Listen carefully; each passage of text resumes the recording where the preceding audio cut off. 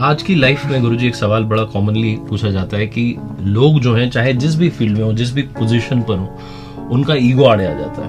तो कहते हैं ना कि रावण जो था, रावण को भी आखिरी तक उसका पूरा खानदान निपट गया, लेकिन ईगो खत्म नहीं हो रहा था। वो आखिरी में भी उसने माफी नहीं मांगी, वो युद्ध भूमि में ही रहा। तो अहंकार कई बार इतना बड़ा होता है कि आपको जब सर्व विनाश दिख रहा होता है फिर भी आप बढ़ रहे होते हैं। How to handle this ego problem? क्योंकि काफी लोग ये पूछ रहे हैं कि हम माफी तो मांगना चाहते हैं, हम रिश्ते तो सुधारना चाहते हैं, बट वो बीच में आ जाता है। जी जी जी, आपने रावण की बात बताई तो मुझे अच्छी बात याद आई है कि जब राम रावण को मार के लौट के आए तो माँ कौशल्या ने राम से कहा, बेटा तुम रावण को मारकर आ गए।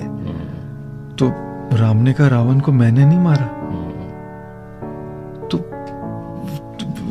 कौशल्या ने कहा, किसने मारा? तो फिर कहा, रावण को मैंने मारा। तो कौशल्या ने कहा, अभी तो कहा रावण को मैंने नहीं मारा, और फिर कहता है रावण को मैंने मारा। बिल्कुल, रावण को मैंने नहीं मारा, रावण को मैंने मारा।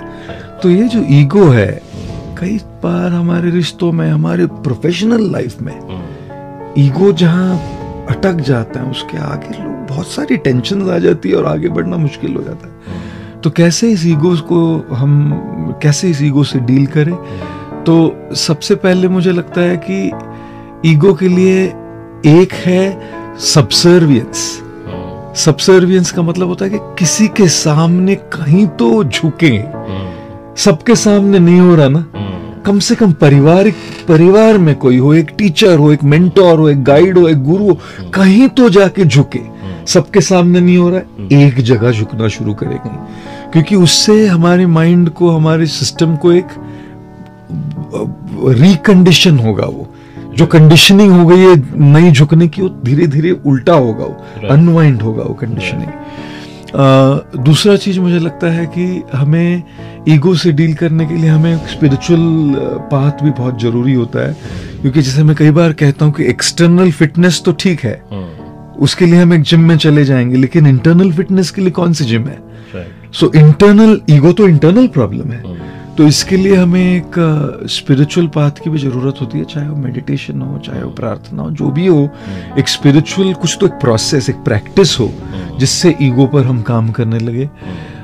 तीसरी चीज मुझे ये भी लगती है कि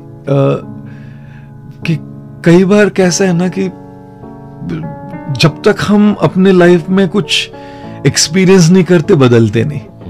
उसका एक बैकलैश जब आता है ना, एक बार, दो बार, तीन बार जब तमाचा खाएंगे, तब फिर समझ में आएगा कि ईगो होने का नतीजा ये होता है, अब हो सकता है कि थोड़ा मुझे ये ट्रांसफॉर्म कर लेना चाहिए। लातों के भूत बातों से नहीं मानते। तो कई बार लाइफ में हमें अपने लेसन सीखने के लिए कभी कभी थोड़ा एक, जैसे कहते हैं ना, life is a school of hard knocks. कभी कभी खुद के अनुभव से आदमी सीखता है। तो ये सारा कॉम्बिनेशन है कि हम किसी के सामने सबसर्विएंट हो जाए, एक स्पिरिचुअल पाथ हो, और फिर जिंदगी सिखा देती है। जिंदगी धीरे धीरे सिखा देती कि भाई ये बहुत महंगा पड़ेगा इगोइस्टिक रहना, लेकिन कभी कभी वहां उस अनुभव तक पहुंचने में बहुत कुछ खो देते हैं लोग।